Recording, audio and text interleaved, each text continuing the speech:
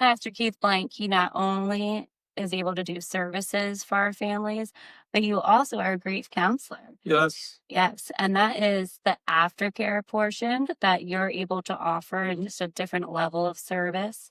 And thank you for being willing and able to be there for families, literally holding their hand throughout every step of the process. When we're referring to you as a grief counselor, if there is one thing that you can offer somebody who is going through profound loss, a Mhm. piece of advice, what would it be? Don't clam up. Don't clam up. Yeah, people have the attitude that no, I don't want to cry in front of them because it'll upset them or whatever. In the grief counseling, I come to your house, we sit around the dining room table, nibble on some food and so forth, and we just talk about, it's maybe a week after or a couple of months after. And people have found that to be valuable because maybe in the meantime, their thought process didn't go in a good place and they've been kind of depressed. And I can help walk them through that and understand that, no, you're doing okay. Don't be surprised if you just sit and cry sometimes. It's going to happen. But under the circumstances, there's growth here. There's an opportunity here. I've talked to grandmothers and said, look, your grandkids don't know anything about funerals and things like that. Maybe they haven't picked up a Bible. This is your opportunity to show them and tell them and give them what? Strength. Don't we all need strength to get through this world? Good days, bad days, sure, it all takes strength.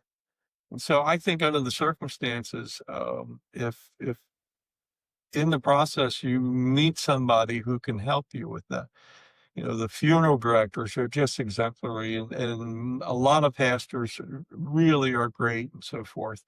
And then we also have what we can refer you to grief counselors and all of those kinds of people. You never have to go through this alone. You shouldn't. Right. And it's difficult sometimes with some of the funerals that you do to find the bright side, Hmm. but it's still there. It Yes. is there. You just have to sometimes dig a little bit deeper. Yeah. I love the don't clam up because it's very physical. Right. When I lost my grandmother at the funeral, before we had that closure, my cousins were just like trying to keep it in and let it flow. This is a time to be emotional. Cry. Sure. Cry. Don't clam up. But then also, interesting thing, when we have our loved ones and we have our friends and we have our support system, that's a part of us. But then when we lose them, I find my Nana, Eula, she's in the back of my mind, I'd say at least 5 times a day. And I am grateful for it. I'm not Yes. pushing it away. Mhm. And I want to talk about it too, and I think Yeah. that's another part of our whole goal through Death Chat and Death Culture is to be able to be there for each other as well. Yes. To be able to talk about it to a friend or a family member without the fear of being emotional or, oh, wow, wait, she just died? Why are we talking about it?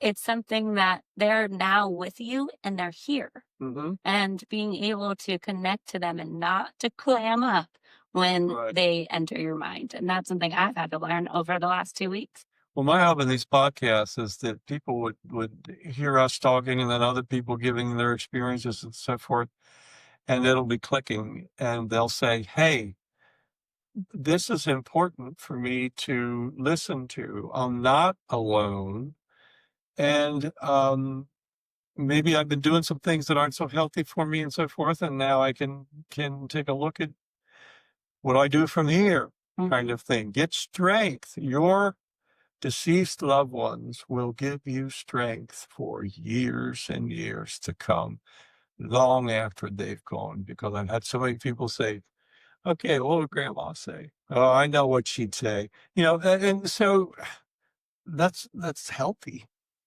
It's cathartic to go through that process. So laugh and cry and make jokes and so forth. It's perfectly okay because that's what they would do.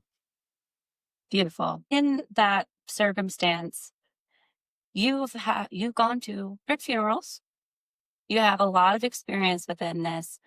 Based off your overview, how would you describe our death culture here in Harrisburg in general? Well, I have to think about that question because I